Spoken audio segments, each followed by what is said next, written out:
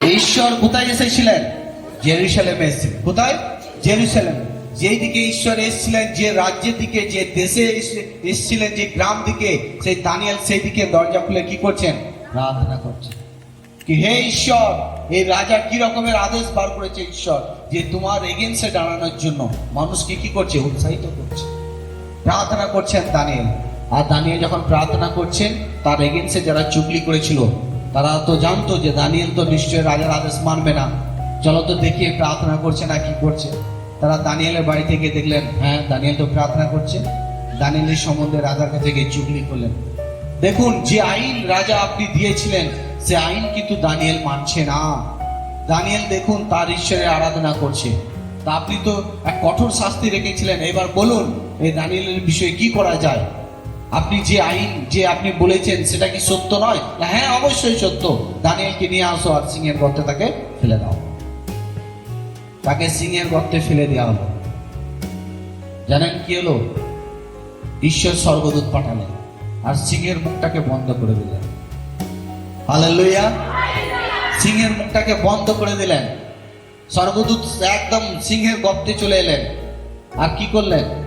স্বর্গদূত সিংহের মুখটাকে বন্ধ করে দিলেন। কে রক্ষা করছেন? ঈশ্বর রক্ষা করছেন। আর তার মুখ বন্ধ করে দিলেন সারাটা রাত। কিন্তু রাজা চাইতেন না যে আমি দানিয়েলকে মানি। রাজা দানিয়েলকে ভালোবাসতেন, কারণ সেই রাজ্যে সেই সময়ে ট্যালেন্ট আর বুদ্ধিমান আর সাহসী শক্তিশালী ব্যক্তি কেউ ছিল না, একমাত্র ঈশ্বরের লোক দানিয়েল ছাড়া। হালেলুয়া! কিন্তু রাজা সে একটা গদির মধ্যে, একটা চেয়ারের মধ্যে সে বসে আছে, তার একটা মানে আছে, ওয়েট আছে। তিনি তো বলে ফেলেছেন, সেখান থেকে রাজা তার পিছোতে পারেন। কিন্তু রক্ষা করলেন কে? ঈশ্বর। আর যারা দানিয়েলের এগেন্সে চুগলি করেছিল, তাদের কি হলো? লেখা আছে তাদের বউ, তাদের ছেলে, যা কিছু ছিল সবাইকে রাজা আদেশ দিলেন, নিয়ে এসো। যারা দানিয়েলের সম্বন্ধে চুগলি করেছে সকলকে নিয়ে এসে সিংহের গর্তে ফেলে দেওয়া হলো।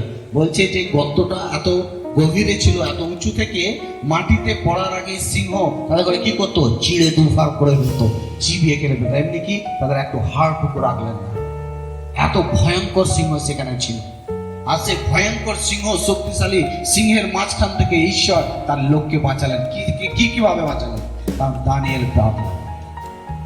আপনার প্রার্থনা আপনাকে রক্ষা করবে। আমেন। আপনার প্রার্থনা আপনাকে রক্ষা করবে। আপনার প্রার্থনা আপনার সন্তানকে রক্ষা করবে। আপনার প্রার্থনা আপনার ক্যারিয়ারকে রক্ষা করবে। আপনার প্রার্থনা আপনার এনিমিকে কি করবে? জিততে দেবে না। আজ দেখুন আপনার শত্রু আজ ঈশ্বরের সন্তান হয়েও আজ শত্রু কি করেছে? মাথার উপরে উঠে গেছে। কেন? কারণ প্রার্থনা করি না। হালেলুয়া! প্রার্থনা করি না বলে তাদের ভয় নেই। কারণ ব্যবস্থা বিবরণে যদি আপনি 28 অধ্যায় 9 পড়বেন, ওখানে লেখা আছে বাইবেলের মধ্যে, তুঝে দেখেগা আর লোক তুঝে দেখে ডর যায়গে। তোমাকে দেখে লোক ভয় খেয়ে যাবে, কারণ তুমি ঈশ্বরের লোক বলে। কার লোক বলে? ঈশ্বরের লোক। কারণ ঈশ্বরের লোকের মধ্যে একটা আলাদা আত্মা থাকে, আলাদা একটা পাওয়ার থাকে। ঈশ্বর তিনি দানিয়েলের জীবনে আরো একটা বরদান দিয়েছিলেন। কি স্বপ্ন আপনি দেখছেন, সেই স্বপ্নের মিনিং কি, মানে কি, স্বপ্ন কি দেখছেন তার মানে কি, দুটোই কিন্তু দানিয়েল বলতে পারত। কত বড় বরদান পেয়েছে না? অনেক বড় বরদান। হালেলুয়া! দানিয়েল জানতেন ঈশ্বর ছাড়া আমি কিছুই না, ঈশ্বর ছাড়া আমি বেকার, আমি কোনো কিছুই করতে পারবো না। এই জন্য দানিয়েল দিনে 3 বার করে প্রার্থনা করতেন। কবার? 3 বার করে প্রার্থনা করতেন। 3 বার করে তিনি ঈশ্বরের কাছে যেতেন। প্রার্থনা করা মানে ঈশ্বরের কাছে যাওয়া, ঈশ্বরের সঙ্গে কথা বলা।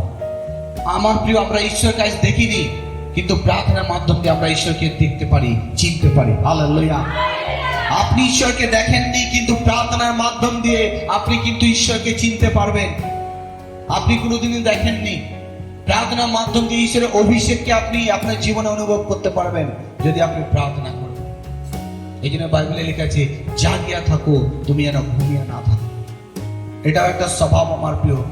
হতে পারে আপনি অনেক রকমের পরিস্থিতির মধ্যে জীবন ব্যতীত করছেন, আপনার রাতে ঘুম আসে না, আপনি পরিবারের মধ্যে অনেক ডিস্টার্ব, কাউকে না কাউকে অনেক ডিস্টার্ব, বা হতে পারে আপনি এমন কোনো রোগ, মুঠো আপনি ট্যাবলেট খাচ্ছেন, আপনি সুস্থতা পাচ্ছেন না। কিন্তু আপনাকে কি করতে হবে? সেখান থেকে বেরিয়ে আসার জন্য প্রার্থনা করতে হবে, কারণ আপনাকে আপনার পরিস্থিতি থেকে বার করে নিয়ে আসবে কি? প্রার্থনা। কারণ সে প্রার্থনা হচ্ছে আশীর্বাদের চাবিকাঠি। হালেলুয়া। আজ এই প্রার্থনার চাবিকাঠিকে আপনার জীবনে অ্যাড করুন। আপনি যে জায়গায় থাকেন না কেন, যে পরিস্থিতির মধ্যে আপনি থাকেন না কেন, ঈশ্বর আপনাকে এই প্রার্থনার চাবিকাঠির মাধ্যম থেকে আপনাকে বার করে নিয়ে আসবে। মনে রাখবেন, যখন আপনি ঈশ্বরের কাছে প্রার্থনা করবেন, ঈশ্বরের কাছে যাবেন, তখন কোনো দালালের কাজ সেখানে করবে না, কোনো থার্ড পার্সনের ব্যক্তির কাজ সেখানে করবে না, কেউ আপনার আশীর্বাদকে আটকে রাখতে পারবে না, একমাত্র দিয়াবল ছাড়া। আমার প্রিয়, আমাদের ঘরে আরো মজবুত হতে হবে প্রার্থনার মাধ্যম দিয়ে। কারণ আকাশের মধ্যে শয়তান তার হেড অফিস করে রেখেছে, জানেন কোথায়? আকাশে। এই দানিয়েলের প্রার্থনা দিয়াবল একবার আকাশের মধ্যে আটকে দিয়েছিলেন। যখন স্বর্গ থেকে সেই আশীর্বাদ নিয়ে আসা হচ্ছিল, সেই আকাশের মধ্যে দিয়াবল কি করে? সে আশীর্বাদকে, সেই দুধকে আটকে দেয়। সেইখানের মধ্যে লড়াই হয়, লড়াই হতে হতে 21 দিন বিতে যায়। 21 দিন পর দানিয়েলের জীবনে আশীর্বাদ আসে। কিন্তু সেই স্বর্গদূত এসে সেই দানিয়েলকে জানিয়ে যায় কি, কেন এতদিন টাইম লাগলো, কেন এত সময় লাগলো? কারণ তোমার আশীর্বাদ প্রথম দিনই তোমার আশীর্বাদ তোমার কাছে আসছিল, কিন্তু দিয়াবল কি করেছে? তোমার আশীর্বাদকে আটকে দিয়েছে। আজ আপনি আশীর্বাদ পেতে চান তো আপনাকে চাবিকাঠি নিতে হবে। আর সেই চাবিকাঠিটা কি? প্রার্থনা। হালেলুয়া। মতিরিচি সুসমাচার আমরা বললাম বিশ্বাসের প্রার্থনা। আপনার মধ্যে বিশ্বাস আছে, প্রার্থনা করুন কি, প্রভু তুমি পারবে আমাকে বদলাতে, প্রভু তুমি পারবে আমার জীবনে এটা নিয়ে আসতে। আমরা জানি আমার ঈশ্বরের পথে দেরি হতে পারে, কিন্তু অন্ধকার নেই। আমেন। দেরি হতে পারে, কিন্তু অন্ধকার নেই। হতে পারে আপনি 5 দিন প্রার্থনা করছেন, হতে পারে আপনি 6 দিন প্রার্থনা করছেন, হতে পারে আপনি 3 মাস প্রার্থনা করছেন, আপনার প্রার্থনা উত্তর নেই। এটা মানে নয় যে আপনার প্রার্থনা উত্তর আসবে না। এটা মানে নয় যে আপনার প্রার্থনা উত্তর আসবে না। আপনার প্রার্থনা উত্তর আসবে, আর অনেক বড় আশীর্বাদ আপনার জীবনে নিয়ে আসবে। আমেন। অনেক বড় ব্লেসিং নিয়ে আসবে। আপনি দীর্ঘদিন প্রার্থনা করছেন, হয়তো একটু টাইম লেগেছে। দানিয়েলের জীবনেও 21 দিন টাইম লেগেছিল, হয়তো আপনার জীবনেও টাইম লাগছে, কিন্তু অন্ধকার নেই। অন্ধকার এমন নয় যে আপনি প্রার্থনা করছেন আপনার জীবনে হবে না, অবশ্যই হবে। অবশ্যই ঈশ্বর আপনার জীবনকে তিনি ব্লেসিং করবেন। হালেলুয়া। তো আজ ব্লেসিং পাওয়ার চাবিকাঠি কি? একে অপরকে বলুন, আশীর্বাদ পাওয়ার চাবিকাঠি প্রার্থনা। আশীর্বাদ পাওয়ার চাবিকাঠি হচ্ছে প্রার্থনা। আমরা জানি যে পরিশ্রম না করলে খেতে পাই না, ঠিক তো? পরিশ্রম না করলে বেতন আসে না। তেমনি আপনি যদি না চান, ঈশ্বর আপনাকে চাবি কিভাবে দেবে? আমার ঘর লক করা থাকবে, আপনি যদি আমাকে না চান যে আপনার চাবিটা দিন, আমি একটু ঢুকতে চাই, আপনি কিভাবে ঢুকবেন?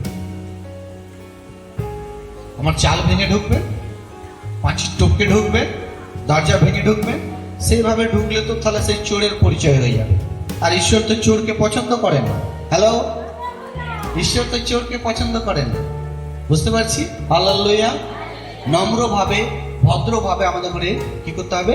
ঢুকতে হবে। হালেলুয়া। অনেক সময় অনেক ব্যক্তি বলে, স্যার আমার প্রার্থনা উত্তর কেন আসছে না? অবশ্যই আপনার প্রার্থনা উত্তর আসবে। দেরি হচ্ছে মানে অনেকগুলো সারপ্রাইজ আপনার জীবনে আসতে চলেছে। হালেলুয়া। প্রার্থনা করতে আপনি বন্ধ করবেন না, প্রার্থনা চালিয়ে যান। বটি যত ব্যবহার করবেন তত কি হবে?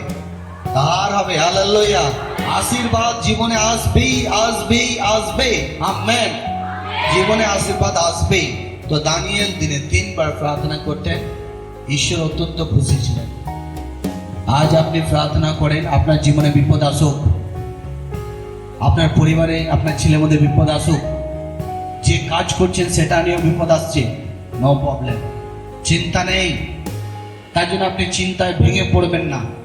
আপনি চলছেন, দাঁড়িয়ে যাবেন না, পেছন দিকে তাকাবেন না, কারণ আপনার আশীর্বাদ আসতে চলেছে।